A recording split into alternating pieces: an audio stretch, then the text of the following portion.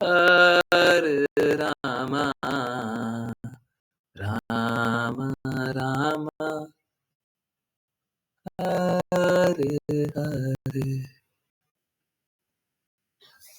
हरे कृष्णा हरे कृष्णा। बहुत बहुत धन्यवाद सभी का ज्वाइन करने के लिए, चैंट करने के लिए, सिंग करने के लिए। चलिए अब स्टार्ट करते हैं श्रीमद् भागवत। बस स्टार्ट करने से पहले एक एक बात देखिए, भक्ति में कुछ भी कार्य हम करें तो मात्र गुरु की प्रसन्नता, कृष्णा की प्रसन्नता, डेफिनेटली राधा रानी महारानी की प्रसन्नता के लिए होता है। हम कभी भी अपनी प्रसन्नता के लिए कुछ भी नहीं कर सकते। हमको अच्छा लगता है उसलिए हम कर रहे हैं, तो भक्ति नहीं कर रहे। गुरु को अच्छा लग रहा है कर रहे हैं, कृष्णा को अच्छा लग रहा है कर रहे हैं, है ना?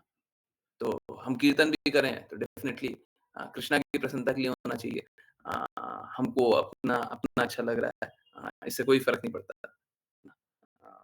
हमको तो भौतिक नशा अच्छा लगता है, हैं? तो क्या हमें भौतिक नशा करना चाहिए?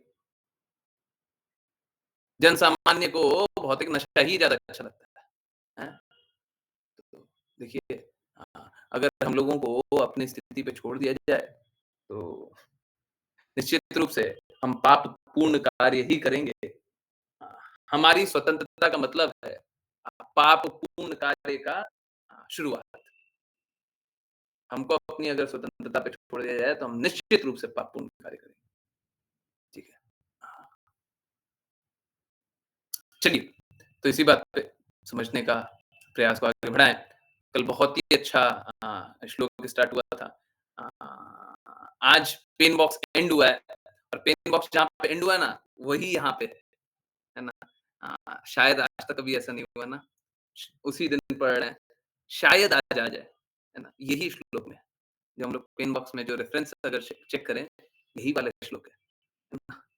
ओके। अ, तो आज का श्री राम वाच। चलिए समझने के प्रयास को आगे बढ़ाएँ। जिन-जिनको रीड करना है कृपया करके हैंड रेज़ करें। कंटिन्यू करते हैं समझना और इस धीरे-धीरे चलेंगे, है ना? एक बात और है, बस एक बात और है। देखिए, प्लीज़ समझिए, कृपया करके चमत्कार और कोई कोई शक्ति बहुत अच्छा था। पढ़ते रहिए ना, बार-बार बार-बार पढ़ते रहने का मन कर रहा है तो पढ़ते रहिए। अच्छा है। कोई भी चमत्कार या शक्ति के प्रति समर्पण मत कीजिए। शक्ति तो दानवों में भी होती है,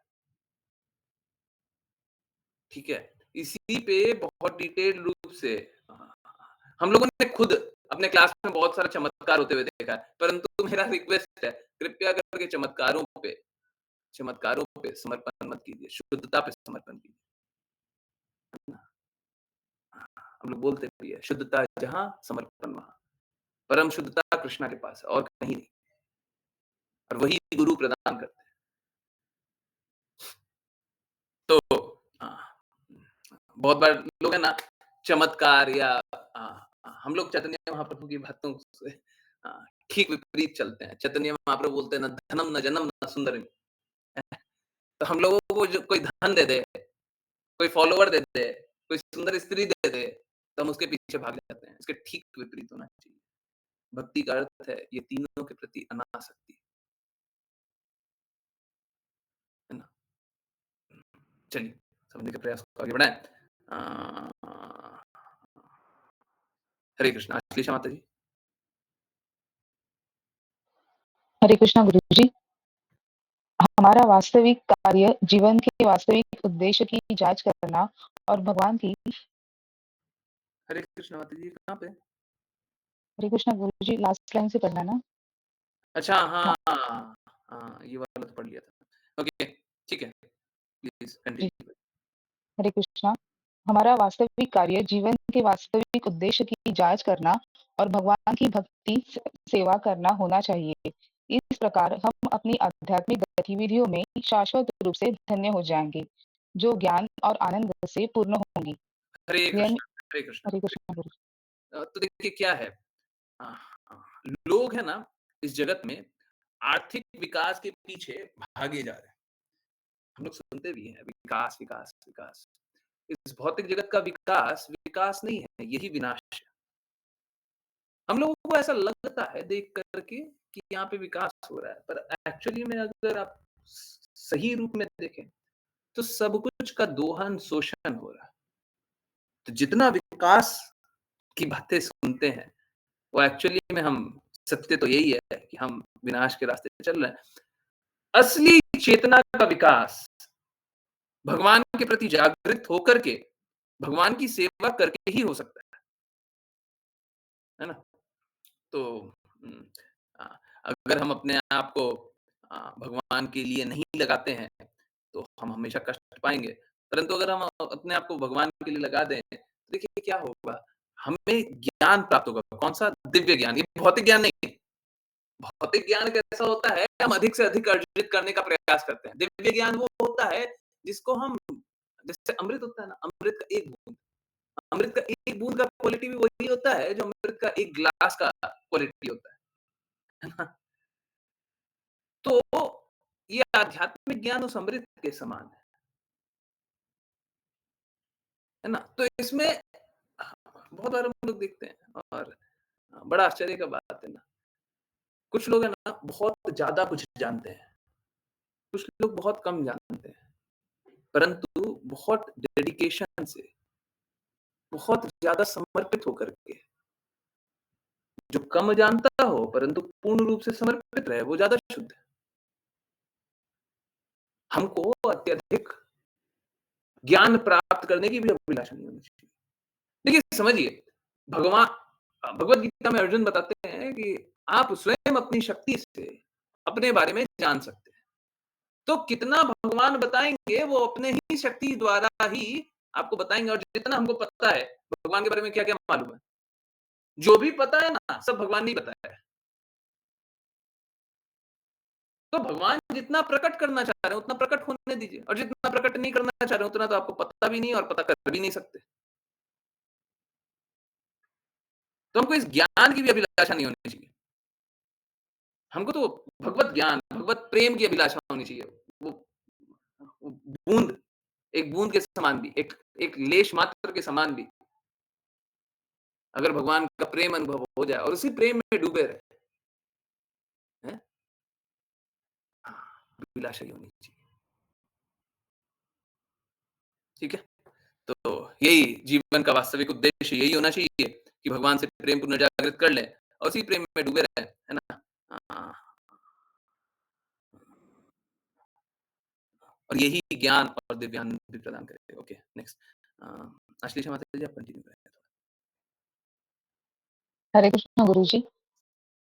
नियमित मानव सभ्यता धर्म, अर्थ, काम और मोक्ष को बढ़ावा देती है। मानव समाज में धर्म होना चाहिए। बिना धर्म के मानव समाज केवल पशु समाज होता है। आर्थिक विकास और इंद्रिय सुखों का आधार धार्मिक सिद्धांतों पर होना चाहिए। जब धर्म, आर्थिक विकास और इंद्रिय सुखों को सही तरीके से संतुलित किया जाता है, तब इस भौतिक जन्म, मृत्यु, बुढ़ापे और रोग से मुक्ति सुनिश्चित होती है। हालांकि वर्तमान कलयुग में धर्म और मुक्ति का प्रश्न ही नहीं उठता। लोग केवल आर्थिक विकास और इंद्रिय सुखों में रुचि रखते हैं। इस कारण से दुनिया भर में पर्याप्त आर्थिक विकास होने के बावजूद मानव समाज के व्यवहार लगभग पशु समान हो गए हैं। जब सब कुछ पूरी तरह से पशुत्व में परिवर्तित हो जाता है, तब सृष्टि का विलय होता है। इस विलय को हमें ईश्वर विध्वंसिता शिशाम के रूप में स्वीकार करना चाहिए। भगवान द्वारा प्रदत्त आर्थिक विकास तथा इंद्रिय तृप्ति का आशीर्वाद अंत में विनष्ट हो जाएगा। इस हरे कली कृष्ण, हरे हरे कृष्ण, हरे कृष्ण। देखिए, समझिए, धर्म, अर्थ, काम और मोक्ष, ये 4 मानव समाज का लक्ष्य होता है। मानव मानव शरीर मिला है, तो हमको ये प्राप्त करना चाहिए, है ना? और देखिए सब कुछ धार्मिक नियमों के अनुसार ही होना चाहिए। हमेशा धर्म का पालन होना चाहिए, हमेशा ही होना चाहिए।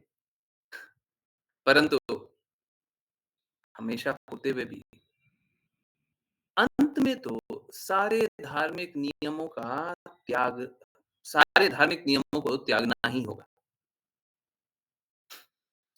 ये बड़ा आश्चर्यजनक बात है। एक तरफ तो बोल रहे हैं धर्म का पालन होना चाहिए, दूसरी तरफ बोल रहे हैं त्यागना पड़ेगा। अच्छा, कुछ सरल तरीके से समझाएँ। सपोज़ करिए 1 लाख लोग हैं, ना 1 लाख कम है, 100 करोड़ लोग हैं, ठीक है? 100 करोड़। अब 100 करोड़ में सभी को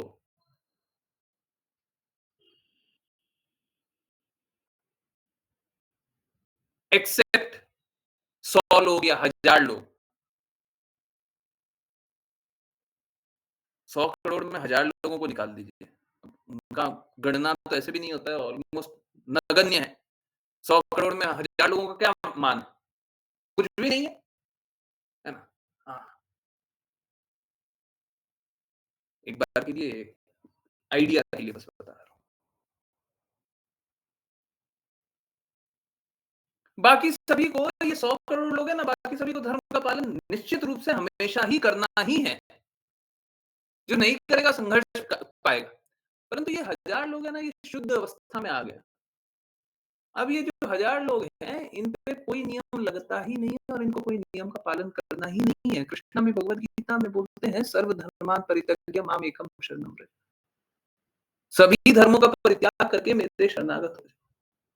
सभी धर्मों का परित्याग। ये देखिए ये सबके लिए नहीं है।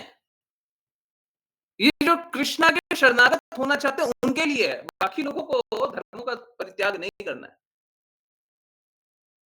और ये धर्मों का परित्याग करने कृष्णा क्यों बोल रहे हैं? क्योंकि उच्चतम धर्म का पालन करने के लिए बोल रहे हैं।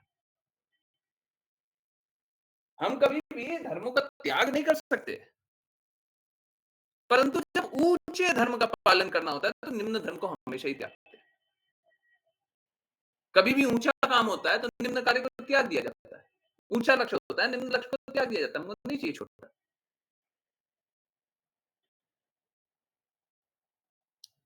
तो धर्म का पालन करना है, परंतु अंतिम में अगर कोई शुद्ध भक्ति करना चाहता है, देखिए वो 1000 लोग तो बस ऐसे ही बोला, है ना? हो सकता है लाख लोग भी हों, परंतु बहुत अधिक नहीं है उनमें, है ना? क्योंकि कृष्ण ने ऐसे ही बोला है, हज़ारों में से कोई एक भक्ति करने का प्रयास करता है और उनमें से भी बहुत कोई बिरला ही ऐसे जो प्रयास कर रत लोग हैं, उनमें से भी कोई बिरला ही भक्ति कर पाता शुद्ध रूप से भगवान को जान पाता है। तो शुद्ध रूप से भक्ति करने वाले अत्यंत विरले हैं।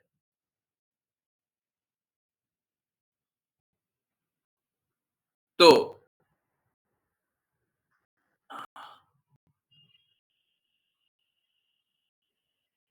अर्थ पहले धर्म पे थे, तो धर्म तो अ अ, शुद्ध अवस्था में बस एक ही धर्म होता है। हमको कृष्णा की प्रसन्नता के लिए कार्य करना है। आप कोई भी शुद्ध भक्त को याद करें, वो हमेशा बस एक ही चीज़ चाहते हैं, कृष्णा प्रसन्न हो जाए और कुछ नहीं चाहिए।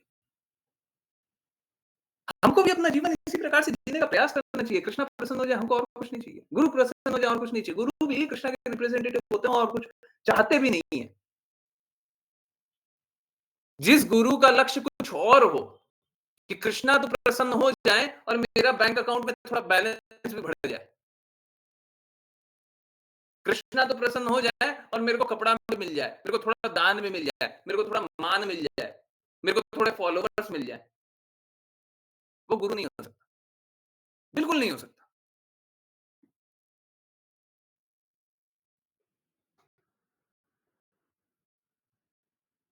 एक भक्त को हमेशा कृष्णा पे आश्रित होना है। निश्चित रूप से गुरु को भी कृष्णा पे आश्रित होना है। आजकल लोग कृष्णा पे आश्रित रहते नहीं।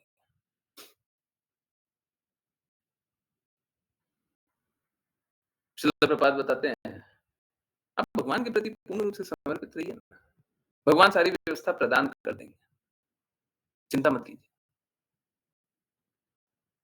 बात कैसा होता है जब हम भगवान पे पूर्ण रूप से आश्रित होते हैं ना, तो हमारा टेस्ट लिया जाता है। इतना आसान नहीं होता। हमारी परीक्षा होती है। अब क्या होता है, थोड़ी-सी परीक्षा होने लगी, हम सोचते हैं नहीं, नहीं देखिए क्या है ना हम भगवान पे आश्रित तो हैं पर घर चलाने के लिए ये तो चाहिए, हैं, हमको ये तो चाहिए, हमको वो तो चाहिए। आप कृष्ण पे आश्रित क्यों नहीं हो रहे? आप अपना निर्धारित कर्तव्य पूर्ण रूप से कीजिए ना, कीजिए, परंतु आश्रित तो कृष्ण पे रहिए। आश्रित तो श्रीमती राधा रानी महारानी पे रहिए। आश्रित तो बस उन्हीं पे रहिए। अपने पे आश्रित क्यों हो रहे हैं? आपके करने से हुआ भी क्या है आज तक? जहाँ पे भगवान का सैंक्शन ना हो, भगवान अलाउ नहीं करेंगे, वो कुछ हो सकता है? आप अपना प्रयास अच्छे से कीजिए। हाँ, बिल्कुल कीजिए, परंतु आश्रित हमेशा कृष्ण पे रहिए। तो अ, अर्थ इस भौतिक जगत में लोग अत्यधिक धन कमाने की अभिलाषा रखते हैं और बस आर्थिक विकास, आर्थिक विकास की बातें करते हैं। यहाँ पे भी वही बात हो रही थी। इसका कोई लाभ नहीं है। इस प्रकार के धन कमाने का कोई लाभ नहीं है। इस तरह के आर्थिक विकास का कोई लाभ नहीं है। कोई लाभ नहीं है। लोग सोचते हैं कि मेरे पास अत्यधिक धन आ जाएगा, तो मैं धनी हो जाऊँगा। नहीं, नहीं।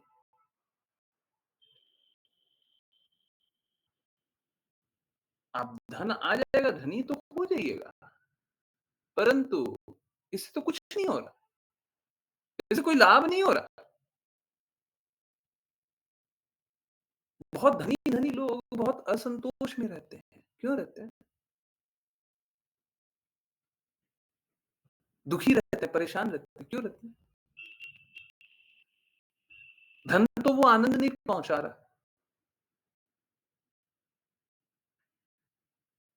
धन का हमारा कल्पना होता है कि अगर धन आ जाएगा तो सारे संकटों से, सारे कष्टों से मुक्ति है।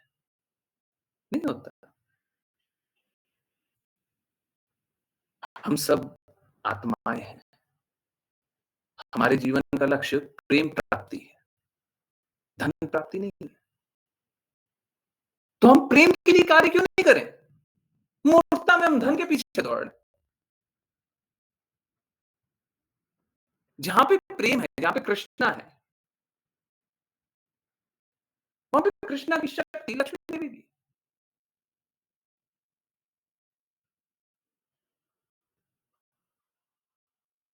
परंतु इस जगत में जैसे ही हम धन के पीछे दौड़ते हैं, तो माया देवी के संरक्षण में रहते हैं और माया देवी हमें मूर्ख बनाती है ना? और हम दौड़ते रहते हैं।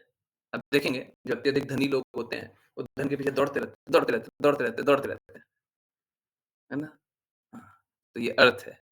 काम देखिए पहले ही बताया हुआ है और बहुत स्ट्रॉन्ग व्यू है इस पे।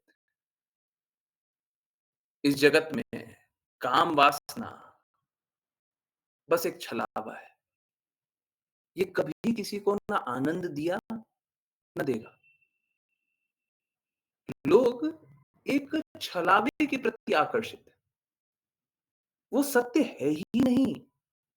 काम वासना सत्य नहीं है। हमको ऐसा लगता है कि हमारी तृप्ति होती है, परंतु होती नहीं है। हम तो हमेशा अतृप्त रहते हैं, हमेशा कष्ट में रहते हैं और ये सभी हमें और कष्ट देता है।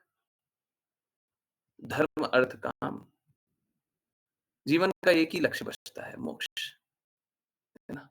और मोक्ष में भी क्या?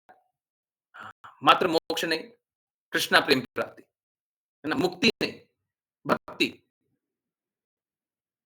है ना?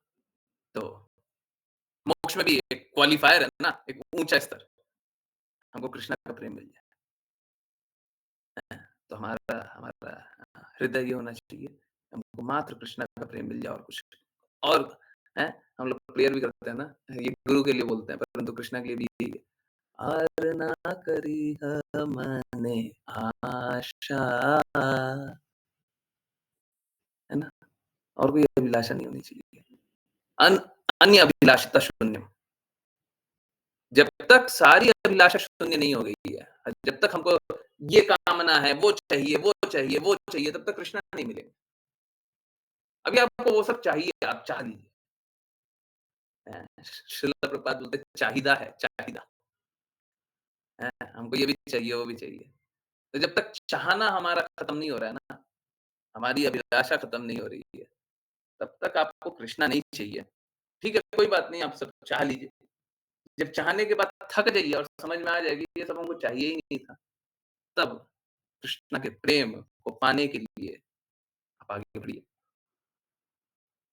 ठीक है? ये है। तो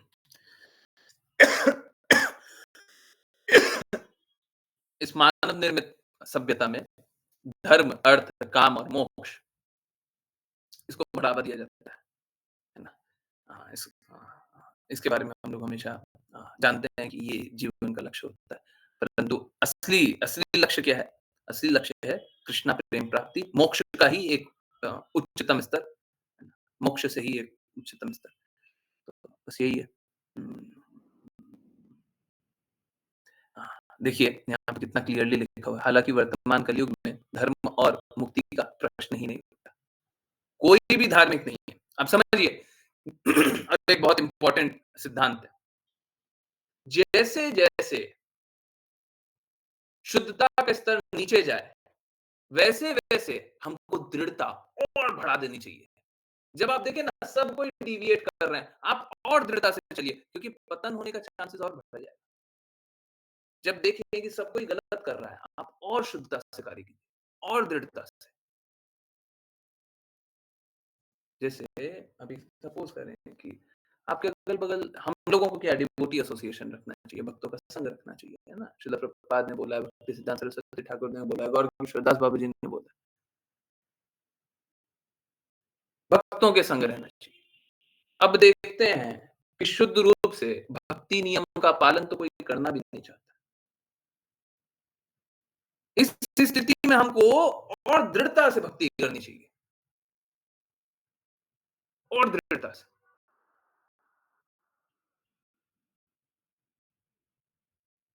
जब विपरीत परिस्थितियाँ आए ना, तो हमको डरना या घबराना नहीं, हमको और दृढ़ता से अडिग रहना चाहिए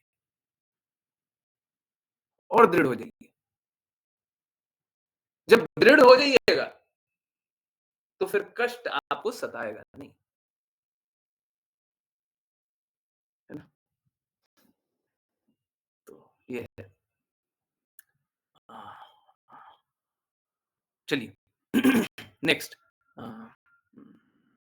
ऋचा माता जी, हरे कृष्णा।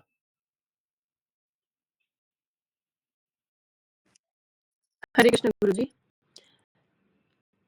भगवान द्वारा प्रदत्त आर्थिक विकास तथा इंद्रिय तृप्ति का आशीर्वाद अंत में विनष्ट हो जाएगा।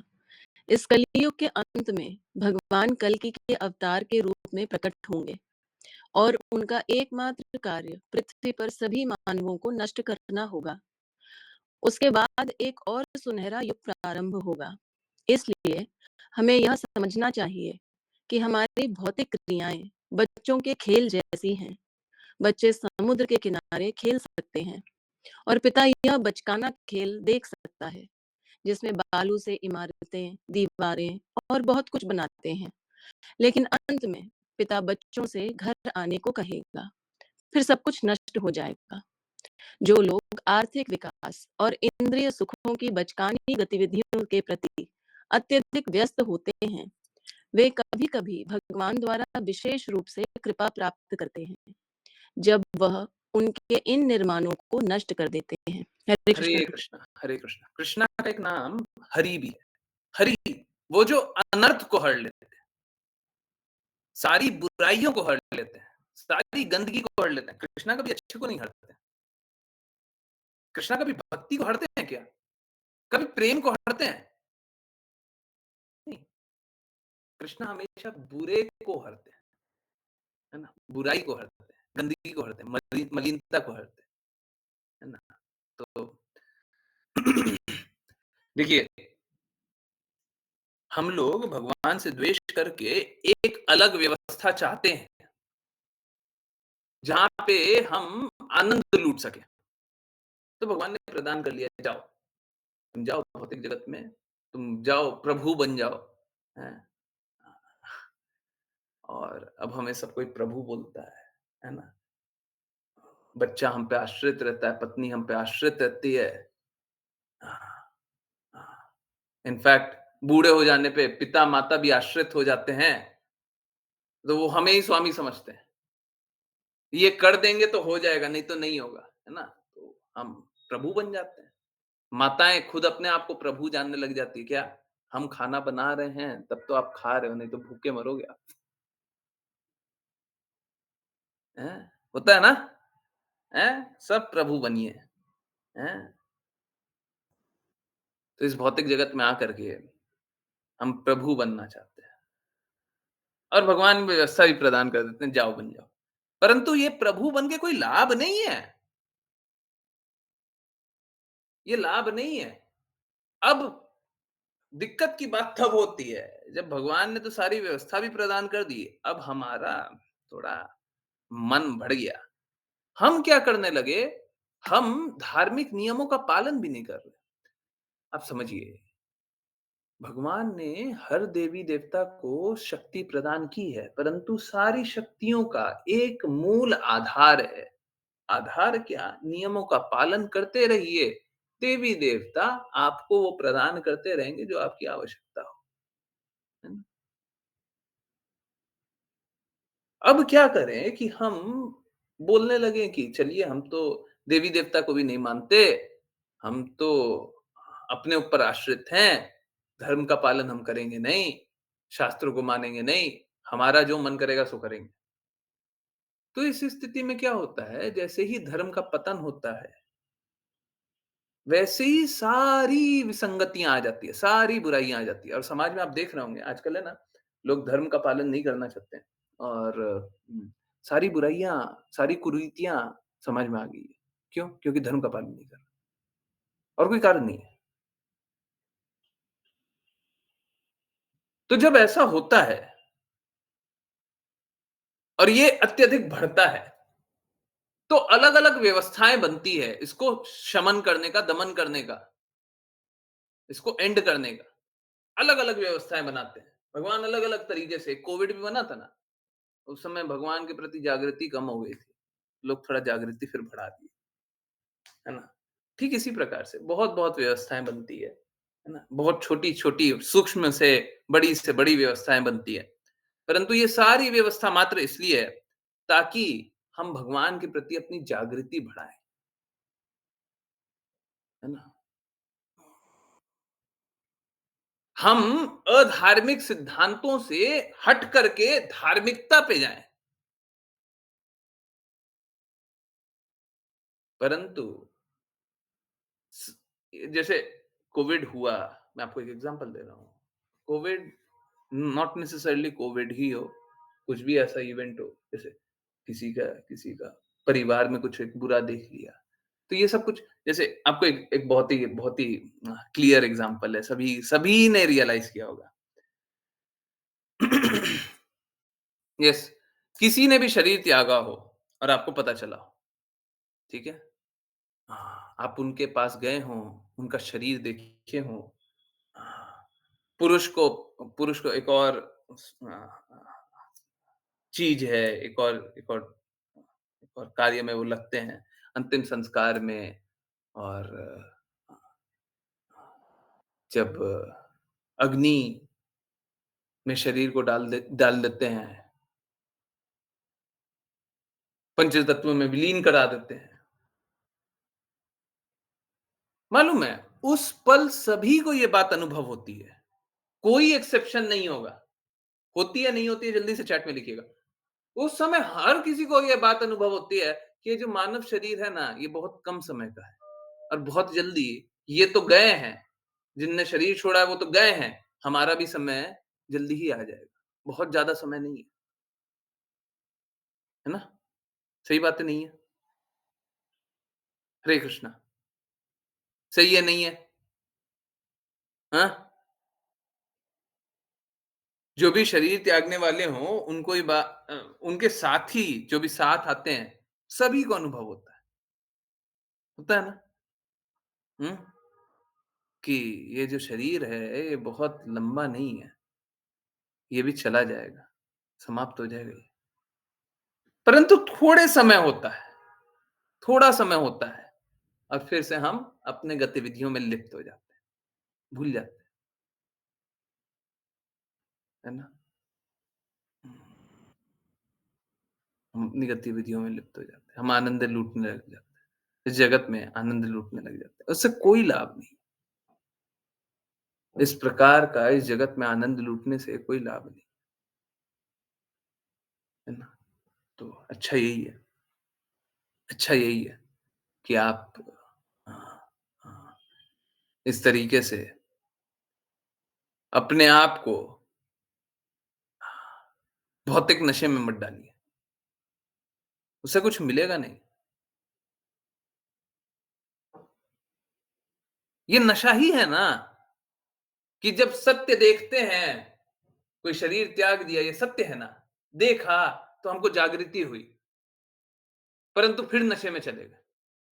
ये नशा ही तो है, ये नशा ही तो है। हम सत्य स्वीकारना नहीं चाहते, ये नशा ही तो है। ज जब कोई भी सत्य से अपने आप को दूर रखना चाहता हो, नशा नहीं होता है क्या? नशे में क्या होता है? नशे में जो वास्तविकता होती है, उससे अपने अपने आप को हम दूर रखते हैं। Yes, no? जो असलियत होता है, उससे दूर रखते हैं। यही होता है ना? अगर हम जीवन के वास्तविकता से अपने आप को दूर रखें, तो ये नशा नहीं है। जीवन के जो दूर रख रहे हैं, कुछ करके, कुछ भी करके। अभी सपोज़ करें मदी परंतु हम तो देखते हैं, अभी जब शरीर त्यागता है, लोग स्वीकारता है, पर उसके बाद सब ये भी एक ये परंतु सब कुछ नष्ट होने वाला है, बहुत जल्दी नष्ट हो जाएगा। तो क्या होता है, शुरुआती दौर तो आप धार्मिक सिद्धांत है, फिर किसी तरीके फिर से हाँ, जैसे हम कीजिए किसी के शरीर त्याग में हम गए और देखे, तो हमने देखा कि देखिए शरीर बहुत जल्दी समाप्त हो जाएगा, हमको जागृति आई। तो यहाँ पे क्या हुआ? यहाँ पे शुद्धि हुई। पहले हम अधार्मिक हो रहे थे, फिर धार्मिक हुए। परंतु ये करते-करते भी है सब कुछ होते देखते भी लोग छोड़ना नहीं चाहते। सब कुछ देख रहे हैं, परंतु मानना ही नहीं है, स्वीकार ही नहीं करना। हुँ? ऐसी स्थिति में क्या होता है? ऐसी स्थिति में सभी का पतन होते चला जाता है और फिर एक होती है, जैसे एक भूकंप आ जाए, एक व्यक्ति त्यागते हुए देख के आप जागृति नहीं हुई थी। भूकंप आ गया, बहुत लोगों का त्याग के प्रलय आ गया। अब जागृति हो रही है, अब भी नहीं हो रही। तो फिर क्या होता है, धीरे-धीरे ये साइकिल और बड़ा होता है और फिर पूरा विश्व ही प्रलय हो जाता है। क्योंकि कृष्णा की व्यवस्था से ये प्रलय होता है, तो मोक्ष की प्राप्ति हो जाती है। परंतु वो मुक्ति बस एक सुप्त अवस्था होती है। वापस से शरीर प्रदान करवाया जाता है और वापस से हम लोग इस जगत में आकर संघर्ष करते हैं। ठीक है? ये है स्थिति। ठीक है? ओके, नेक्स्ट विपुल प्रभु जी।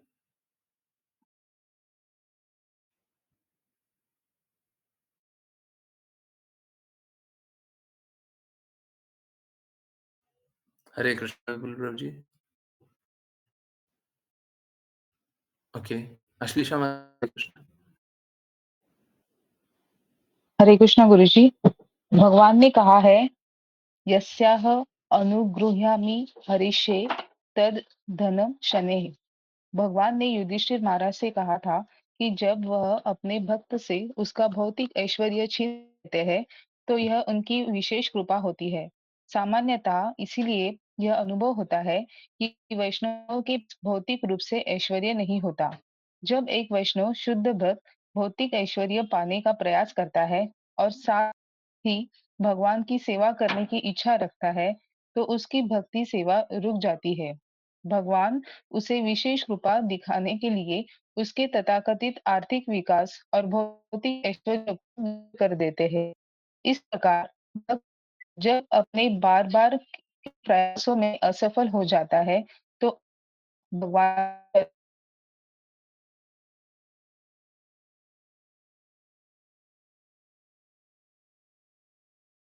ब्रेक हो रही है मेरी? हरे कृष्णा किसकी? गुरुजी, आपकी आवाज़ क्लियर है। मेरी आवाज़ ब्रेक हो रही है क्या? बाकी लोग। हरे कृष्णा। अश्लीषा माता जी की ब्रेक हो रही है। नहीं प्रभु जी, दोनों की क्लियर है। Okay, okay. पता नहीं ये क्या होता है, मेरे को नहीं सुनाई देता, मेरी आवाज़ क्लियर है। I don't know. एनीवेज़ माता जी प्लीज़ रीड। सॉरी। हरे कृष्णा गुरुजी। इस प्रकार भक्त जब अपने बार-बार के प्रयासों में असफल हो जाता है, तो अंततः भगवान के चरण कमलों में पूरी तरह से शरण लेता है। इस तरह की क्रिया को भी ईश विध्वंसिताशिषाम् के रूप में स्वीकार किया जा सकता है, जिसमें भगवान एक के भौतिक ऐश्वर्य को नष्ट कर देते हैं, लेकिन उसे आध्यात्मिक ज्ञान में समृद्ध कर देते हैं। हमारी प्रचारात्मक गतिविधियों के दौरान हम भी देखते हैं कि भौतिकतावादी लोग हमारे पास आते हैं और आशीर्वाद प्राप्त करने के लिए अपनी श्रद्धा अर्पित करते हैं, जिसका अर्थ है कि वे और अधिक भौतिक ऐश्वर्य चाहते हैं। अगर ऐसे भौतिक ऐश्वर्य को रोक दिया जाता है, तो ऐसे लोग भक्तों को श्रद्धा अर्पित करने में रुचि नहीं रखते। ऐसे भौतिकतावादी लोग हमेशा अपने आर्थिक विकास के बारे में चिंतित रहते हैं। वे संतों या भगवान की पूजा करते हैं और प्रचार कार्य के लिए कुछ दान देते हैं, ताकि उन्हें और अधिक आर्थिक विकास का पुरस्कार मिले। हरे कृष्णा गुरुजी। हरे कृष्ण, हरे कृष्ण, हरे कृष्ण। तो देखिए क्या है, हुँ, श्रील प्रभुपाद बता रहे हैं कि लोग आते हैं और लाभ पाना चाहते हैं। अब मैं क्या बोलूँ? पहले मैं बोल नहीं रहा था, बोलूँगा। देखिए, बहुत सारी असंभव चीज़ें हम लोगों की क्लास के दौरान हुई है। ऐसी-ऐसी चीज़ें हुई है जो कल्पना नहीं कर सके। आप सोच के देखिए ना, कभी ऐसा कुछ हो सकता है क्या कि 1 घंटे में किसी पेशेंट का तबीयत ठीक हो जाए? आईसीयू से बाहर निकल जाए। डॉक्टर ने बोला है कि इंजेक्शन लगते रहेगा, इंजेक्शन नहीं लगे। हार्ट अटैक होए, ठीक हो जाए। रात को कोई परेशान हो, दुखी हो, रो रहा हो और अगले दिन दोपहर तक वो एकदम हँसता मुस्कुराता पाया जाए।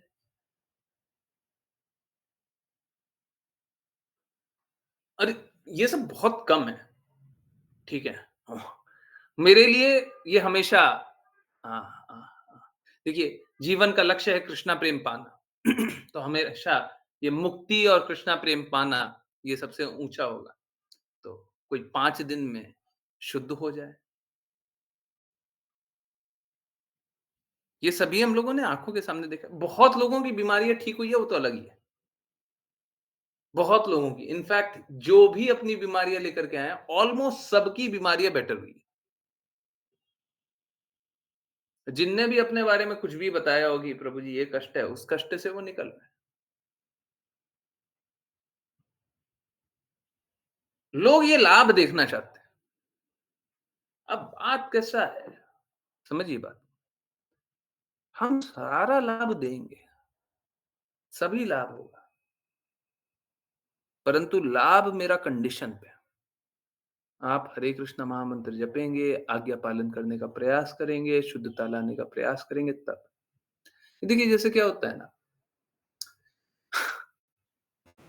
2 प्रकार के बच्चे हैं, ठीक है? अगर सपोज़ करें किसी माता-पिता के पास बहुत सारा धन है और बच्चे टॉफ़ी खाना चाहते हैं, आइसक्रीम खाना चाहते हैं, आइसक्रीम। माता-पिता बोलते हैं कि ठीक है, आप आइसक्रीम कृष्णा को अर्पित करके खाइए, उसमें कोई बुरा नहीं है, परंतु एक काम करेंगे, ये जो आइसक्रीम खाते हो ना आप लोग, अब से मैं रोक दूँगा, है ना? मैं आइसक्रीम नहीं खाने दूँगा आपको, आप आइसक्रीम नहीं खाओगे। हुँ? आइसक्रीम नहीं खाएँगे? हाँ, नहीं खाओगे। पर हमको खाना है। अच्छा खाना है? हाँ, तो एक काम करो, आप ये काम करोगे तो आइसक्रीम खाने दूँगा। कुछ अच्छा काम बताया। जैसे आप पढ़ाई करोगे तो मैं आइसक्रीम खाने दूँगा। तो असली में ये कृपा है। वो बच्चा पढ़ाई करना चाह नहीं रहा था, पर आइसक्रीम खाने के चक्कर में पढ़ाई करना पड़ गया तो पढ़ाई कर ली, है ना? ठीक इसी प्रकार से माता-पिता बहुत सारा एंटाइसमेंट देते हैं, है ना? कि तुम्हारे अच्छे नंबर आएँगे तो तुमको ये दिला देंगे, वो दिला देंगे, ये करा देंगे, वो करा देंगे, है ना? आप समझिए, कभी भी हमको प्रेरित करने के लिए ये सारा काम करना है तो बहुत अच्छी बात है, परंतु हमको बिज़नेस नहीं बनाना चाहिए। डिस्टिंक्शन क्लियर समझिए। किसी को प्रेरित करना है कि आप अच्छा काम करो तो हम आपके लिए ये कर देंगे। है ना? बहुत अच्छी बात है। प्रेरित कीजिए, सभी को प्रेरित कीजिए। ज़िंदगी में है उसको प्रेरित कीजिए, आप थोड़ा अच्छा काम कीजिएगा तो हम आपके लिए ये कर देंगे। परंतु कोई बोले कि हमको तो गंदगी में ही रहना है,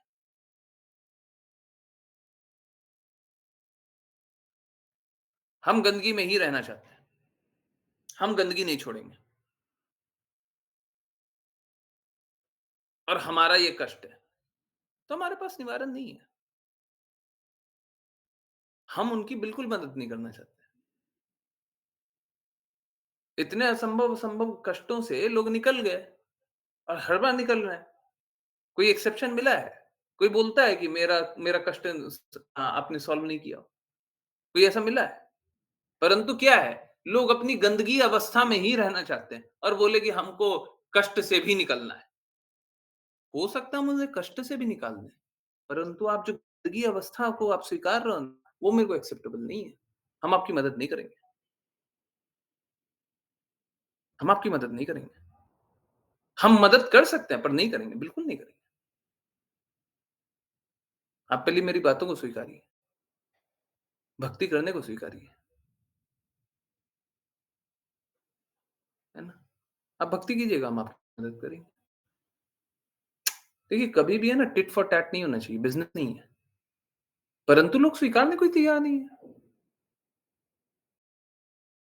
हमको तो निस्वार्थ भाव से हमको तो हमेशा भक्ति करनी चाहिए, पर कर ही नहीं रहे। तो एक काम कीजिए, पहले भक्ति कीजिए, तब हम आपका लाभ करा देते हैं। तो कोई भी जो ऐसा लाभ चाहता हो, हम सभी का लाभ कराने के लिए तैयार हैं। मेरे से जितना संभव होगा हम सभी के लिए करेंगे, हर बार करेंगे। परंतु आप मेरी आज्ञा अनुसार चलेंगे तब, बातों का करेंगे तब। अब बातों का पालन ही नहीं करना, मत कीजिए, मत जो बातों का पालन नहीं करेगा, हम उसके लिए मदद नहीं करेंगे। बिल्कुल नहीं करेंगे। उनका लाभ हम नहीं करेंगे। ऐसी एक माता मेरे को अभी याद आ रही है। इनफैक्ट ये बहुत सारे एग्ज़ाम्पल हैं, बहुत सारे, जिनके बेटे को बहुत कष्ट हो रहा था। ठीक है? एक माता, आप में से ही है, जिनके बेटे को बहुत कष्ट हो रहा था। ठीक है? वो परेशान हो गई थी, ये दवाई, वो दवाई, ऐसे, वैसे, वैसे, वैसे। हमने एक तरीका बताया। उनने पालन नहीं किया, उनने कष्ट झेला, परंतु बाद में पालन किया और मेरे तरीके से उनका लाभ हो गया।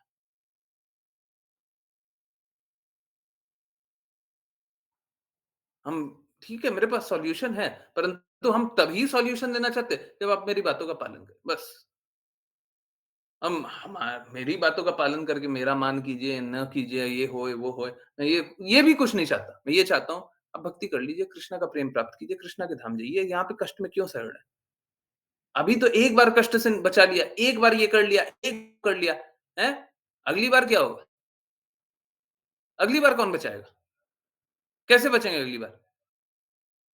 इस बार तो बचे, अगली बार? अगली बार भी वही कष्ट रहेगा, कैसे निकलिएगा? कैसे निकलिएगा? कौन बचाएगा? नहीं बच पाइएगा,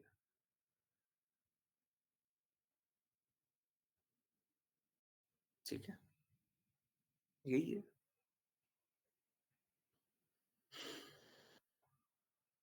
तो कृपया करके कष्टों से निकलिए, कोई मुश्किल नहीं है। कोई मुश्किल नहीं है, आराम से निकल जाइए, परंतु आज्ञा पालन कीजिए, है ना? आज्ञा पालन कीजिए। हुँ। अगर कोई आज्ञा पालन कर ही नहीं रहा हो, आज तो वो निकल गया, आज तो एक छोटे कष्ट से निकल गया, कल कौन बचाएगा? कल बड़े कष्ट में फँसेंगे, फिर कौन बचाएगा? इस जन्म के तो कष्ट से निकल गए। सपोज़ करें इस जन्म में आपको जितनी बार कष्ट हो ना, मैं हर बार आ रहा हूँ, हर बार बचा दे रहा हूँ, अगले जन्म में कौन बचाएगा? उसके अगले जन्म में कौन बचाएगा? उसके अगले जन्म में कौन बचाएगा? कृष्णा के धाम जाइए ना, संकट वाली अवस्था में क्यों रहते हैं? तो कोई कृष्णा का नाम जपे, तो उसके लिए हम मदद करने के लिए बिल्कुल तैयार हैं। कोई कृष्णा का नाम जपना ही नहीं चाहता, भक्ति करना ही नहीं चाहता, जीवन के लक्ष्य को प्राप्त करना ही नहीं चाहता, फिर क्यों मदद करेंगे? फिर हम क्यों मदद करेंगे? फिर हम क्यों प्रयास करेंगे? हम क्यों प्रयास करें? उससे क्या लाभ होगा? है ना? उससे कोई लाभ नहीं होगा। ठीक है। हुँ, तो लोग आते हैं इस प्रकार से, है ना? और बस उसमें एक बात है, एक बात है, क्या? कि अ, बाकी लोगों की इसलिए मदद होनी चाहिए अ, अ, कि अ, उम, उम, उनको कुछ एक रास्ता मिल जाए कि कम से कम जैसे सतोगुणी कार्य करते हैं, तो अ, भक्ति में पूर्ण रूप से भक्ति में कार्य तो नहीं कर पाएँगे, शुद्ध रूप से भक्ति में कार्य तो नहीं कर पाएँगे, फिर भी भक्ति में कार्य तो हो गई। जब वो भगवान के लिए दान करेंगे, भगवान के बारे में सुन लेंगे, ठीक है? वो भक्ति में कार्य ही हो जाएगा। तो हो सकता है इस जीवन में तो बहुत ज़्यादा भक्ति नहीं कर पाएँ। अब जैसे सपोज़ करें कोई आप किसी किसी किसी व्यक्ति को लेकर के आएँ, जो बोले कि देखिए ये दान करना चाहते हैं, है ना? आज भी किन्हीं से बात हुई थी वो कुछ कुछ सेवा करना चाहते हैं। अगर बोले कि ये दान करना चाहते हैं, ठीक है? अब अगर कोई दान तो करना चाहता हो परंतु समर्पित ना हो, तब फिर बड़ा दिक्कत है। कोई लाभ तो होगा नहीं, क्यों? सही व्यक्ति को सही समय, सही जगह, बिना प्रत्युपकार की भावना से, कर्तव्य के भाव से, कर्तव्य, कर्तव्य, कर्तव्य तो रहा ही नहीं। जब तक आप शुद्ध भक्त नहीं जाने हैं, जब तक आप शुद्ध लक्ष्य नहीं जाने, तब तक कर्तव्य तो रहा ही नहीं। और जब कर्तव्य ही नहीं रहा, तो दान करके मिलेगा क्या? आपने दान कर दिया, आपको कर्तव्य भाव लग ही नहीं रहा। मेरे को तो करना ही चाहिए ये, इसके लिए तो करना ही चाहिए, इस पर्पज़ के लिए तो करना ही चाहिए, इस व्यक्ति के लिए तो करना ही चाहिए। है ना? तो वही है कि जब तक कोई इस प्रकार से शुद्ध ना हो कि सम कम से कम समझे, इसीलिए है ना आप लोगों से दान लेकर के तो कोई दिक्कत नहीं है, परंतु बाहर के लोगों से दान लेकर के बड़ा डर भी लगता है। क्योंकि समर्पित नहीं होंगे ना तो श्रद्धा नहीं होगा, श्रद्धा नहीं होगा तो फिर क्या लाभ होगा? अगर कोई भी इस प्रकार से श्रद्धावान हो जाए, ठीक है? श्रद्धावान रहे, पूर्ण रूप से श्रद्धावान है। अगर वो क्लास नहीं भी जॉइन करता है और कभी-कभी बातें सुनता है, कभी-कभी बातें सुनता है, श्रद्धावान है, हम उससे भी दान लेने के लिए तैयार हैं। परंतु कोई श्रद्धावान है ही नहीं, इन्हीं को हम पे श्रद्धा है ही नहीं, हमारी बातों पे श्रद्धा है ही नहीं, उनसे दान लेकर के कोई लाभ नहीं है, उनका लाभ नहीं है। जब उनका लाभ नहीं है तो हम क्या करें? है ना? किसी को श्रद्धा ही नहीं है, आप मत दान दीजिए। हम सभी को बोलते हैं ना एकादशी के, जिनको श्रद्धा नहीं है वो मत दान दें, बिल्कुल कभी मत दीजिए। श्रद्धा होगा तभी दीजिए, है ना? जब मालूम है कि सही है, हाँ, तब दीजिए, ठीक है? तो यही है कि लोग तो बस यही चाहता है कि हमको कोई लाभ मिल जाए, है ना? इसीलिए भक्ति करता है ना? ऐसी भक्ति आज आज 5 पीएम वाली क्लास से पहले वो वीडियो चल रहा था, उसमें श्रील प्रभुपाद बता रहे थे, ये अ, ये कोई हेतु नहीं होना चाहिए, कोई लक्ष्य नहीं होना चाहिए। और कोई लक्ष्य है कि हमको ये मिल जाए, वो मिल जाए, तो शुद्ध भक्ति नहीं है। है ना? तो इनफैक्ट हमारे लिए वो भक्ति है ही नहीं। भक्ति मतलब भगवान भगवान अ अ, जब तक हमको वो नहीं मिल रहे हैं, भगवान का प्रेम नहीं मिल रहा है, भगवान की सेवा नहीं कर रहे हैं, क्या अर्थ है भक्ति करने का? क्या मिल जाएगा? है ना? ये तो यही है। हुँ, 3 पैराग्राफ है, कुछ नहीं है। अ, मैं धीरे-धीरे चलना चाहता हूँ यहाँ पे। कल कर लेंगे ये।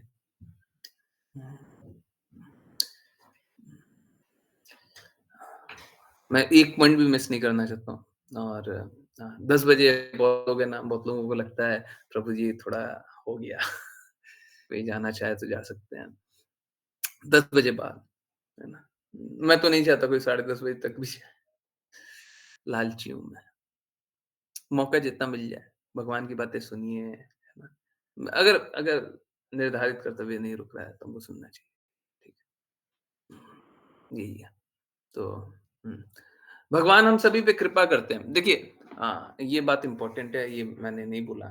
भगवान हम सभी पे कृपा करते हैं जब हमारे अनर्थ को हर लेते हैं। आप धन कमाइएगा, परंतु अगर उसमें आसक्त रहिएगा तो आपसे छीना जाएगा। इस जन्म में नहीं छीना गया, अगले जन्म में छिनाएगा। छिनाएगा, निश्चित रूप से छिनाएगा। देखिए, इसके लिए आपको धन से अनासक्त होना ही पड़ेगा। धन को भगवत कार्य में लगाना ही होगा। धन पे अपना सत्ता, स्वामित्व छोड़ना ही पड़ेगा।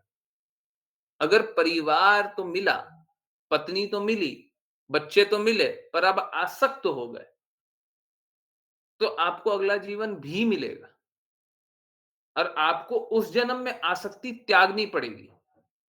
आप समझिए ये एक-एक विकार है। और आप इसमें क्या कर रहे हैं, आप अपने ऊपर एक कवरिंग लगा रहे हैं। आत्मा के ऊपर कवरिंग होती है ना, ठीक उसी प्रकार से वो कवरिंग लगा रहे हैं, गंदगी की, मलिनता की कवरिंग लगाते जा रहे हैं। ये सारी मलिनता को निकालना ही पड़ेगा। इस जन्म में नहीं निकाल रहा हूं ना, अगला जन्म फिर मिलेगा और फिर से यही निकालना पड़ेगा। जिस धन से अभी आसक्त होकर के आप धन को कृष्णा के कार्य में नहीं लगाना चाह रहे हो, उसी धन को आपको कृष्णा के कार्य में लगाना ही होगा। जब वो लगाओगे तब जाकर के मुक्ति प्राप्त होगी। जिस घर परिवार में आसक्त होकर के कृष्णा के लिए आप भक्ति नहीं कर रहे हैं ना, आप सोच रहे हैं ना कृष्णा के लिए समय नहीं मिल रहा, आपको वो घर परिवार को आज नहीं त्याग रहे हैं ना, इस जन्म में नहीं त्याग, अगले जन्म में त्यागना ही पड़ेगा। और कोई सॉरी, अगर कोई इस प्रकार से ढीठ बन जाए, नहीं हम तो नहीं त्यागेंगे, तो आपसे छीना जाएगा। आज बताया ना, वो अच्छा में बताया ना, या तो आप अपने आप ही स्वतः दे दें, ले लीजिए ये, हैं? आपका धन है आप लीजिए, कृष्णा का धन है कृष्णा ले, कृष्णा का शरीर है कृष्णा ले, है ना? सब कुछ कृष्णा का है कृष्णा ले। और अगर नहीं आसक्त हो जाइए किसी भी चीज़ से, तो फिर छिनाएगा, अंतिम में छिनाएगा, ठीक है? पहले अपॉर्च्युनिटी मिलेगी, बार-बार अपॉर्च्युनिटी मिलेगी। आप नहीं मानना चाहते हो, अभी भी नहीं मानोगे, ओके कोई बात नहीं, है ना? आप छीन लेंगे, अब मानना पड़ेगा। अब आपके पास विकल्प बचा नहीं, ठीक है? ये है। हुँ, इज़ दैट क्लियर? हुँ, तो इस प्रकार से हमको भौतिक जगत से अनासक्त होना ही पड़ेगा। भौतिक गुणों से अनासक्त होना ही पड़ेगा। नहीं तो अंत में तो फ़ोर्सफुली अनासक्त बना दिया जाएगा। कोई अगर देखिए, वो फ़ोर्सफुल तरीका भी सब पे नहीं लगेगा, इम्पोर्टेंट बात है। सपोज़ करें कोई पाप कर्म कर रहा है, उन पे ये फ़ोर्स नहीं लगेगा कि आप अनासक्त हो जाओ, ठीक है? जो शुद्ध होना चाहता है, भगवान क्या बोलते हैं? जो मेरे पास आना चाहता है, मैं उसे रास्ता प्रदान करता हूँ। जो नहीं आना चाहता, उसे रास्ता प्रदान नहीं करेंगे। तो एक्चुअली में क्या है, सपोज़ करें आप धन है, धन के बारे में बात भी किया हुआ है और बहुत बार हम लोग शास्त्रों में पढ़ते हैं। इसीलिए धन के बारे में ना हम लोगों को बहुत ध्यान से पढ़ना चाहिए, समझना चाहिए। और धन से रिलेटेड बाकी चीज़ें भी। तो अगर हम धन से आसक्त हो रहे हैं, तो क्या है? प्रॉब्लम क्या है? कष्ट क्या है? हमारी आसक्ति है। ये एक रुकावट है। ये जो आसक्ति है, वो कृष्णा के प्रेम को अनुभव करने के लिए रुकावट है। कृष्ण छीन लेते हैं। आप इसे रुकावट मत बनने दीजिए, कृष्णा नहीं छीनेंगे। आप करोड़पति रहें, अरबपति रहें, कोई फ़र्क नहीं पड़ता।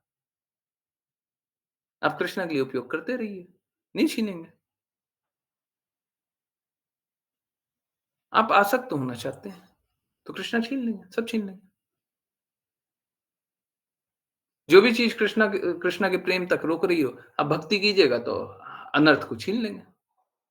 जितना अनर्थ है सब हर लेंगे, हरि है ना, सब हर लेंगे। ये धन आपके लिए अनर्थ को कृष्णा का प्रेम अनुभव करने से रोक रहा है, हर लेंगे। ये परिवार आपके अनर्थ है, कृष्णा का प्रेम अनुभव करने से हर लेंगे, सब हर लेंगे। अंतिम में तो कृष्णा का नियम मानना पड़ेगा, फिर समझ में आएगा कि अच्छा ये सब तो हमारे पास चला गया, अब कुछ है ही नहीं, चलो अब भक्ति कर लेते हैं। अब कुछ नहीं है ना? पहले पत्नी से बहुत आसक्ति थी, पत्नी छीना गई, अब हमारे पास कुछ नहीं बचा, अब हम भक्ति। तो कृपया करके इस प्रकार की आसक्ति मत लगाइए, हैं? जानिए सब कुछ कृष्णा का है और कृष्णा के लिए कार्य कीजिए, नहीं तो छिनाते चला जाएगा। अंतिम में समझ में आएगा कि इसलिए छिनाया था, क्योंकि हम आसक्त हो रहे थे। मत होइए ना। देखिए, हम लोगों को क्या सोच हम लोगों का बन गया है कि जब हम अगल-बगल में किसी को जाते हुए देखते हैं, हम सोचते हैं कि देखिए हमारे साथ कितना बुरा हुआ है। नहीं देखिए, जो भी आपके साथ हुआ है, वो आपके अनुसार हुआ है, आपके कर्मों के अनुसार हुआ है। आपने जिस प्रकार का किया है, जो पूर्ववर्ती जन्म के थे, पूर्ववर्ती जन्म के थे या इस जन्म के, आपके जो कर्म थे, उस अनुसार अभी हुआ है, उसके अनुसार हुआ है। तो अगर किसी ने सपोज़ करें आपके किसी संबंधी ने शरीर त्यागा, कोई यंग एज पे शरीर त्याग दिया, यंग एज पे, तो उनने शरीर त्यागा ये उनका गुण और कर्म और प्रारब्ध था। परंतु आपके संबंधी बने, ये आपका गुण था। ये आपका प्रारब्ध नहीं था, ये आपका गुण था। उसी लिए इस जन्म में आपके संबंधी बने ये। ठीक है? तो किसी के साथ अन्याय नहीं हो रहा है। हाँ, ये बोलते हुए ये बात स्वीकारनी है कि कंपैशनेट लोगों को रहना है। अभी किसी ने पिछले जन्म में बहुत पाप कर्म किया है, तो ठीक है, पहले किया ना। अभी बेचारे को झेलना पड़ रहा है, तो कंपैशनेट रहिए, है ना? हाँ, इसीलिए बोलते हैं, किसी से भी बुरे बुरे तरीके से बात मत कीजिए। सब कोई संघर्ष कर रहे हैं, इस भौतिक जगत में सब कोई संघर्ष कर रहे हैं, सबकी मदद कीजिए। किसी के लिए बुरा मत बोलिए, बुरा मत जानिए। ठीक है, अगर कोई भगवान की बातों का पालन नहीं कर रहा है, तो हम इसलिए बुरा जाने क्योंकि भगवान की बातों का पालन नहीं कर रहा। अगर गुरु की बातों का पालन नहीं कर रहा है, तो बुरा इसलिए जाने क्योंकि गुरु की बातों का पालन नहीं कर रहा है। इसलिए नहीं कि वो बुरा व्यक्ति है, वो बुरा गुण प्रदर्शित कर रहा है। बुरा गुण प्रदर्शित करना अभी छोड़ देगा, हम अभी उसे अच्छा सज्जन व्यक्ति मानने लग जाएँगे। मैं क्या समझी, है ना? यस, चलिए करते हैं वैष्णव प्रणाम मंत्र, है ना? आज हेवी टॉपिक था। जिन किन्हीं को वैष्णव प्रणाम मंत्र करना, कृपया करके हैंड रेज़ करें। मुस्कान माता जी, हरे कृष्ण। हरे कृष्ण गुरुजी। वाञ्छकल्पतरुभ्यश्च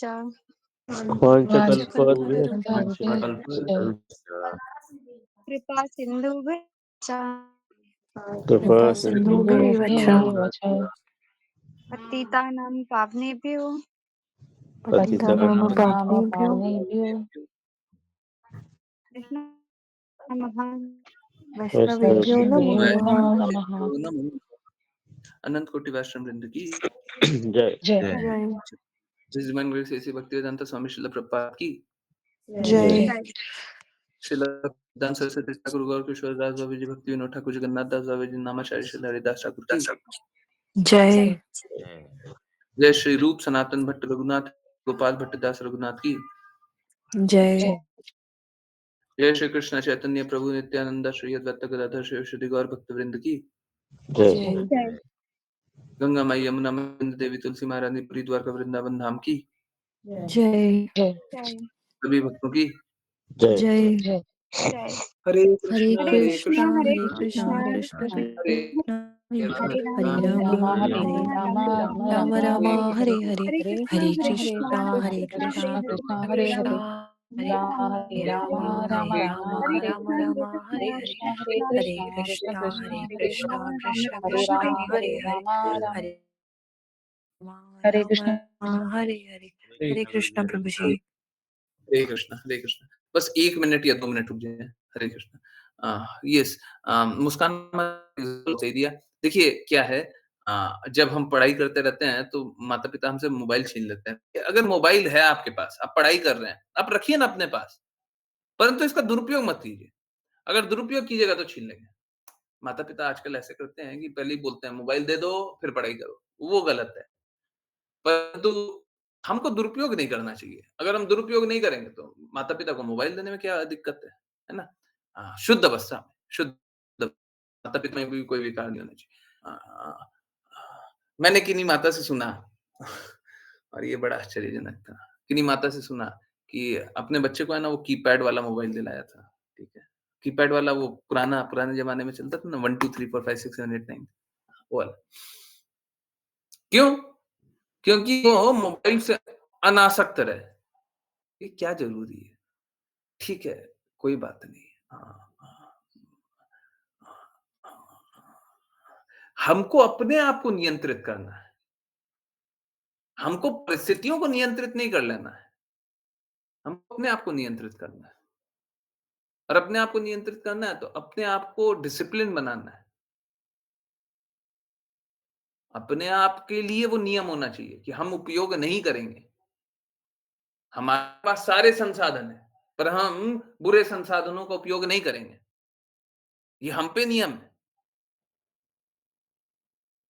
ठीक है? इसका अर्थ ये नहीं है कि हमको जेल में डाल दो और बोलो कि जेल में तो आप बुरे काम नहीं कर पाओगे ना, तो हम जेल में डाल दें उसलिए। नहीं, ये गलत है। हमको अपने हृदय को शुद्ध बनाने के लिए अपने मन को नियंत्रित करना है।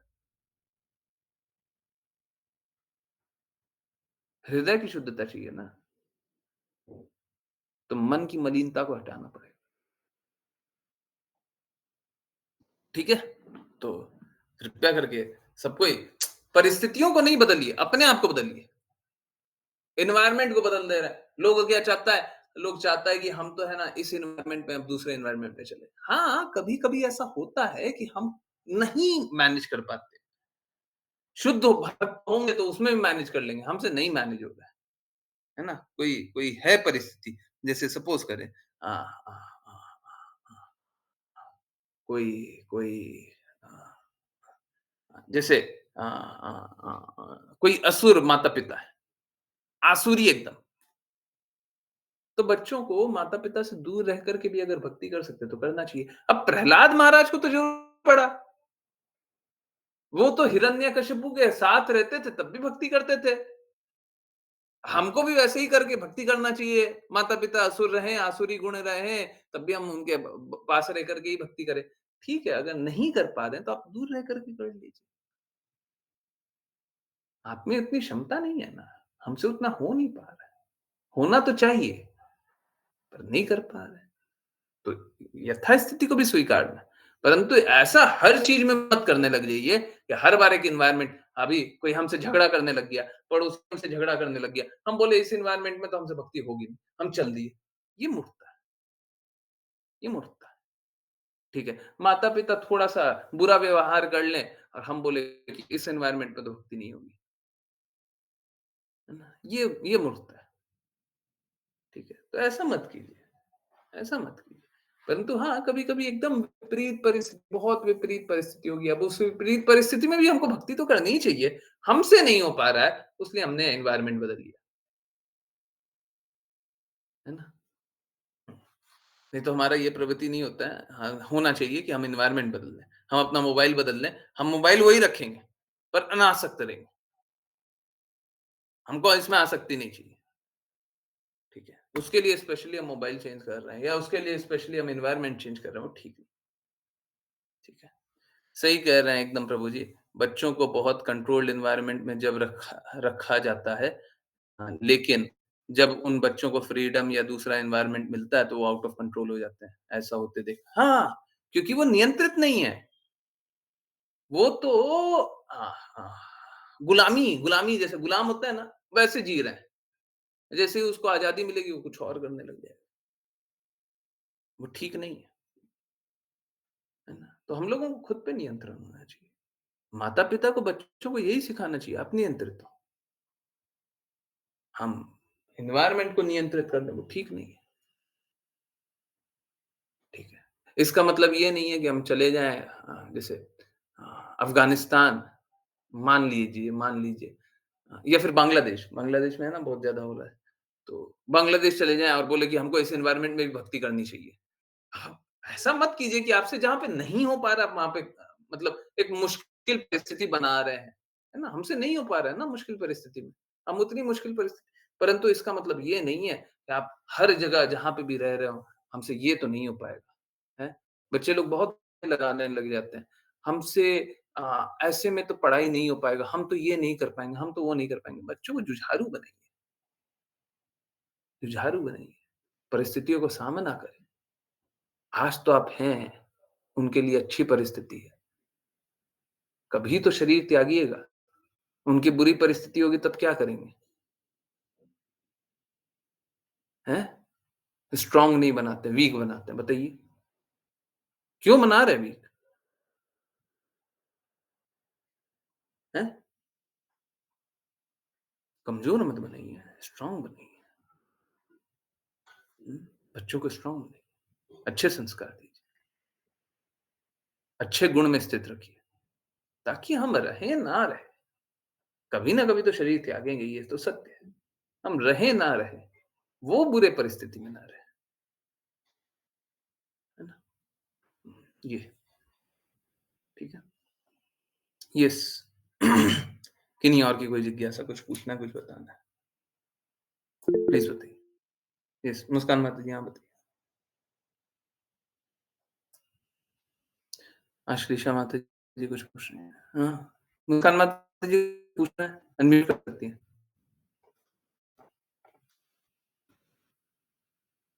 बोलना है? हैंड रेज़ नहीं? ओके। तो पहले आश्लेषा माता जी की जिज्ञासा, जब हम भक्ति नहीं करते या समर्पित नहीं होते, हर उस स्थिति में हम किसी और चीज़ पे आसक्त होते हैं, इसलिए होता है? इसलिए होते हैं, आसक्त होते हैं, इसलिए होता है। अ, जब हम भक्ति नहीं करते या समर्पित नहीं होते, हर उस स्थिति में इस हर उस स्थिति में हम किसी और चीज़ से आसक्त होते हैं। मेरे को एग्ज़ैक्टली समझ में नहीं आया क्या पूछ रहे हैं? भक्ति नहीं करते और समर्पित नहीं होते तो हाँ, किसी न किसी भौतिक चीज़ में आकर्षित होते ही हैं। देखिए आकर्षण तो होगा और आकर्षण कृष्णा के ही प्रति होगा। अब कृष्णा की शुद्ध प्रकृति के प्रति करना चाह रहे हैं या अशुद्ध प्रकृति? अशुद्ध मतलब कृष्णा में कुछ भी अशुद्ध नहीं है, परंतु बहिरंगा शक्ति के प्रति आकृष्ट होना चाह रहे हैं या अंतरंगा शक्ति के प्रति आकृष्ट होना चाह रहे हैं। या तो प्रेम और भक्ति के प्रति आकृष्ट होंगे या तो द्वेष और धन, माया, नशा इसके प्रति आकृष्ट होंगे। धन मतलब भौतिक धन जिसका अंतहीन और लालसा, भूख, भक्ति नहीं करते। उसके कारण किसी और से आसक्त हैं। हुँ। नहीं, उल्टा है, उल्टा है। किसी से आसक्त हैं उसलिए भक्ति नहीं करते। हाँ, अगर ये बात सही है, अगर भक्ति करेंगे तो किसी और से आसक्ति धीरे-धीरे समाप्त हो ही जाएगी। कोई भी आसक्ति हो, आप लोग खुद ही अनुभव कर रहे होंगे। आपकी जो भी आसक्ति रही होगी, आप भक्ति करने का प्रयास कर रहे हैं, आपकी सारी बुरी गुण धीरे-धीरे समाप्त हो जा रहे हैं। अब कोई फिर भी मैं यही बात बता रहा था, कोई फिर भी बोलता है, हम बाकी चीज़ों को तो छोड़ देंगे, ये नहीं छोड़ेंगे। Sorry, sorry, Krishna does not like this answer. Krishna को ये उत्तर पसंद नहीं आता। कृष्णा को ये पसंद नहीं आता। वो भी छीनेंगे आपसे। प्यार से मान जाइए। 1-2 अपॉर्च्युनिटी मिलेगी, नहीं मानिएगा, छीन लिया जाएगा। आपके हाथ में कुछ है ही नहीं, कुछ कर ही नहीं पाइएगा आप। कृष्णा जब छीनेंगे तो आप रोक नहीं पाइएगा, कुछ नहीं कर पाइएगा। तो क्यों आप आसक्त क्यों होना चाह रहे हैं? क्यों ऐसा अनुभव करना चाह रहे हैं कि आप कुछ बचा लीजिएगा, हैं? कृष्णा से छुपा लीजिएगा। क्यों ऐसा सोचना चाह रहे हैं? मत सोचिए ना। आपका नहीं है, कृष्णा का है। कृष्णा को दे दीजिए। दे दीजिए ना, मत रखिए। जब अपने पास रखेंगे तो दुःख होगा। गुरुजी, चाय चाय, कॉफ़ी नहीं पी सकते पर चॉकलेट भी नहीं खानी चाहिए हमें? हाँ, बिल्कुल। जिसमें भी कैफ़ीन हो नहीं खानी चाहिए। अभी देखिए अभी क्या हो रहा है, मुझे शाम से नहीं 5 बजे की क्लास से ही, उससे पहले से ही सिर दर्द हो रहा है। अब वो सिर दर्द है ना, वो ऐसा ही है जैसे कैफ़ीन खाते हैं ना, तो सिर दर्द कम हो जाता है, परंतु बिल्कुल मत खाइए। हाँ, देखिए कैफ़ीन एक नशा है। कैफ़ीन एक नशा है। हो सकता है नशा कभी-कभी क्या होता है ना, मदिरा एक नशा है, परंतु मदिरा का लाभ भी होता है। मदिरा का लाभ भी है। ऐसा नहीं है मदिरा हानि तो करती है, परंतु कुछ-कुछ लाभ भी है। परंतु उस लाभ के लिए अगर मदिरा पान करने लग जाएँगे तो हमारे हानि ज़्यादा हो जाएगा, घाटा ज़्यादा हो जाएगा। लाभ होगा 1 यूनिट घाटा होगा, हानि होगा 100 यूनिट। अब बताइए वो लाभ है क्या? सिर दर्द तो ठीक हो जाएगा परंतु सभी चॉकलेट में कैफ़ीन होता है। हाँ। आजकल आने लग गया है कैफ़ीन फ्री, परंतु क्यों खाना है? क्यों फिर वही जीभ की इतनी आसक्ति क्यों? इतनी आसक्ति क्यों? हैं? हाँ, छोड़ दीजिए। बाय द वे आजकल है ना सब कुछ बस एसेंस चलता है। आपने बोला है तो बता दे रहे हैं। आजकल आप कोई भी कुछ भी मिठाई-विठाई खाइए तो स्पेशली कैसा होता है, उसमें बस फ्लेवर डालते हैं। फ्लेवर डाल कर के कुछ भी बना देंगे। आपको पाइनएप्पल डालने की आवश्यकता ही नहीं है। पाइनएप्पल का फ्लेवर डालिए। वेनिला डालने की आवश्यकता ही नहीं है। वेनिला तो ऑलमोस्ट आपको ओरिजिनल वेनिला तो शायद ही किसी ने खाया होगा। आप में से कोई खाया ही नहीं होगा ओरिजिनल वेनिला। शायद ही कोई खाया होगा। मैं तो कभी नहीं खाया। मेरे को तो डाउट ही नहीं। तो आजकल बस एसेंस चलता है। चॉकलेट का भी एसेंस आता है। अगर आपको ज़्यादा ही आसक्ति है, तो जाइए चॉकलेट का एसेंस आता है। एसेंस लीजिएगा, डाल दीजिएगा, हैं? जमा लीजिएगा कुछ आइसक्रीम जैसे जमा लीजिएगा, खा लीजिएगा, हैं? धीरे-धीरे छोड़ सकते हैं चॉकलेट। देखिए क्या कीजिए ना, तरीका बताया ना, एसेंस खरीदिए, चॉकलेट एसेंस आता है, डालिए, दूध में चॉकलेट एसेंस डालिए, थोड़ा-सा ब्राउन कर लीजिए दूध को, जमा दीजिए, खाइए आइसक्रीम। अभी थोड़ा थोड़ा सर्दी चल रहा है, थोड़ा-सा और गर्मी आ जाने दीजिए, खाइएगा आइसक्रीम, हैं? चॉकलेट खा लिया बस टेस्ट आ गया, हो गया। देखिए छोड़ना इतना मुश्किल नहीं है ना? हमको एक्चुअली में स्वाद ही छोड़ देना चाहिए, परंतु सबसे पहले तो हमको वो छोड़ना है जो अहितकारी है, जो हमारी चेतना को दूषित करता है। सबसे पहले उसको छोड़िए। चाय-कॉफ़ी भी कोई आसक्त है ना, तो कृपया करके मेरे को मैसेज किया कीजिए, उसका अल्टरनेट आता है। सबसे पहले बुरी चीज़ों को छोड़िए। अब उसके बाद धीरे-धीरे क्या कीजिए, धीरे-धीरे वो जो जिस भी चीज़ से आपका अल्टरनेट भी है, उसको भी धीरे-धीरे छोड़ने का कोशिश कीजिए। सबसे पहले जैसे चाय-कॉफ़ी के लिए ना कैफ़ीन फ्री चाय आता है, कैफ़ीन फ्री कॉफ़ी आता है। तो अगर किसी को बहुत आसक्ति है तो पहले वो पीजिए, धीरे-धीरे उसको कम कीजिए। कम करने के बाद दूसरा चीज़ पीजिए ना भाई। अच्छा-अच्छा चीज़ पीजिए, हेल्दी चीज़ होता है, उसको पीजिए। हाँ, ग्रीन टी पीजिए तो उसमें बुरा नहीं होता पर ग्रीन टी में भी कैफ़ीन होता है। आजकल ग्रीन टी भी ऐसा आता है और दूसरा कब कहीं पे भी तुलसी का चाय मत पिया कीजिए।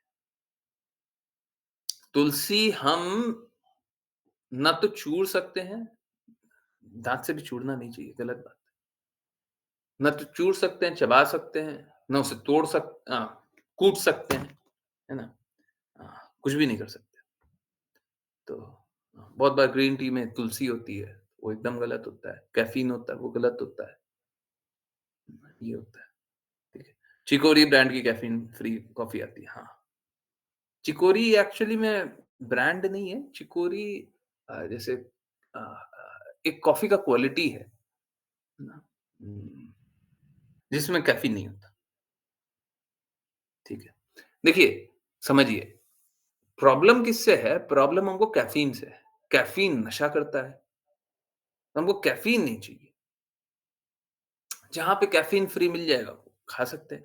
चिकोरी जो होता है, उसमें कैफ़ीन होता नहीं है। टेस्ट चॉकलेट जैसे ही होता है, टेस्ट कॉफ़ी या टी जैसे ही होता है। अब उसका अल्टरनेट बनाते रहते हैं, है ना? हाँ, तो वो पी लीजिए पहले और उसके बाद धीरे-धीरे छोड़ दीजिए, ठीक है? धीरे-धीरे छोड़ने की ही कोशिश कीजिए, है ना? यस। अभी तो मिल्क भी मिलावट है, मिल्क में भी मिलावट है। हाँ, मैं यही सोच रहा था कि आप लोगों तक शुद्ध घी कैसे पहुँच सकता है, मिल्क का भी कुछ-कुछ शुद्ध कैसे पहुँच सकता है, सभी तक, है ना? हाँ, किन्हीं के पास मैं गया था ना, बताया था ना, तो वहाँ पे गया तो बोलते हैं कि देखिए प्रभु जी बाकी सारी बातें तो ठीक है, पर घी हमको आज तक ओरिजिनल मिला ही नहीं है। सही बात है, नहीं मिलता और सही तरीके से निकला हुआ नहीं मिलता। देखते हैं कुछ कर सकेंगे तो। ना अभी तो मिल्क में भी मिलावट है, एक भी चीज़ सही नहीं वेजिटेबल से अ, लेकर सब में मिलावट है गुरुजी, सब लोग पाप कर रहे हैं। हाँ, हाँ, भौतिक जगत है ना, आपको इनफैक्ट अच्छा लगना चाहिए। देखो हम लोगों को रियलाइज़ करा रहा है। कितना मेहनत कर रहा है ये लोग, मिलावट कर के कितना मेहनत कर रहा है।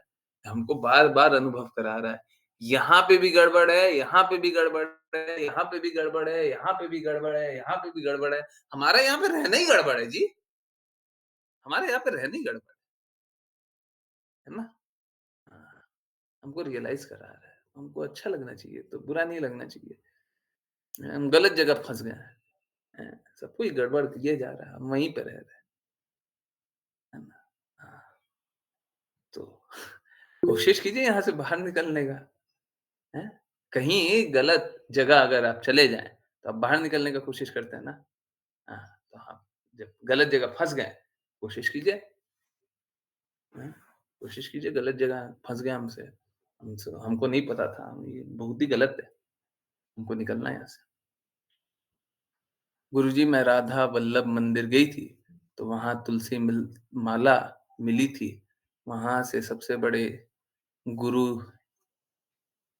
वहाँ से सबसे बड़े गुरु हैं पता नहीं ये क्या है?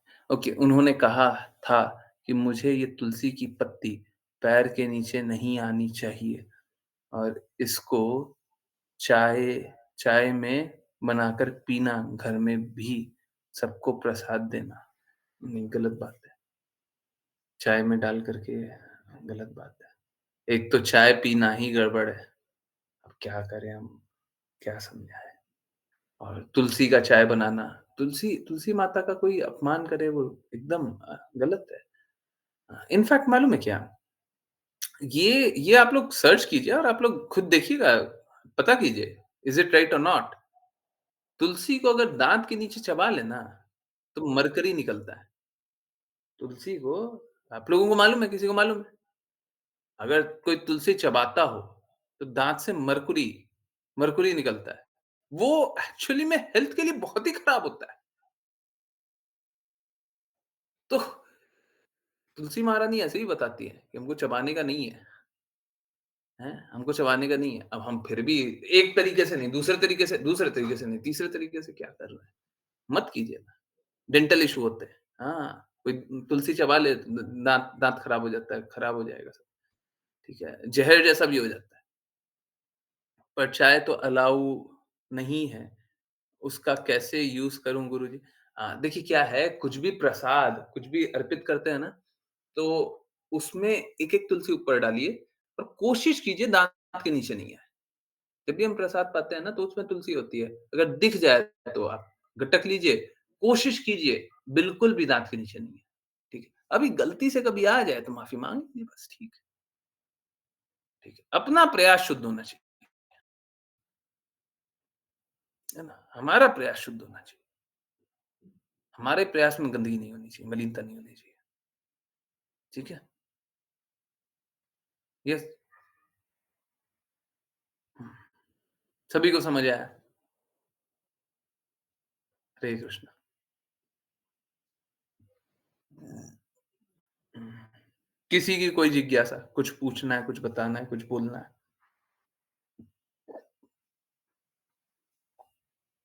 नहीं? तो तुलसी माला का कभी भी दुरुपयोग मत कीजिए और इनफैक्ट तुलसी महारानी को कभी बॉयल भी नहीं करना चाहिए।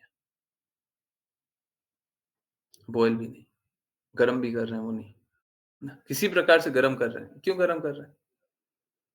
तुलसी महारानी कृष्णा की सेवा के लिए है, आपकी सेवा के लिए नहीं है। गरम भी क्यों कर रहे हैं? है ना? हाँ, गरम खाने के ऊपर डाल रहे हैं, कृष्णा को अर्पित कर रहे हैं, बहुत अच्छी बात है। उसमें कुछ बुरा नहीं, करना चाहिए। ठीक है? हुँ, तुलसी महारानी की जय जय वृंदा देवी की, जय जय वृंदावन की जय जय हो। जय। वृंदावन, जहाँ पे वृंदा देवी का रूल चलता है। वृंदा देवी मतलब तुलसी महारानी का रूल चलता है ना? हुँ, बहुत-बहुत धन्यवाद सभी का जॉइन करने के लिए। जॉइन करते रहिए, चैंट करते रहिए, कृष्णा के नाम का प्रचार करते रहिए, कृष्णा के प्रेम का प्रचार करते रहिए, सदा कृष्णा के प्रेम में दृढ़ स्थित रहिए। हरे कृष्ण। हरे कृष्णा प्रभु जी।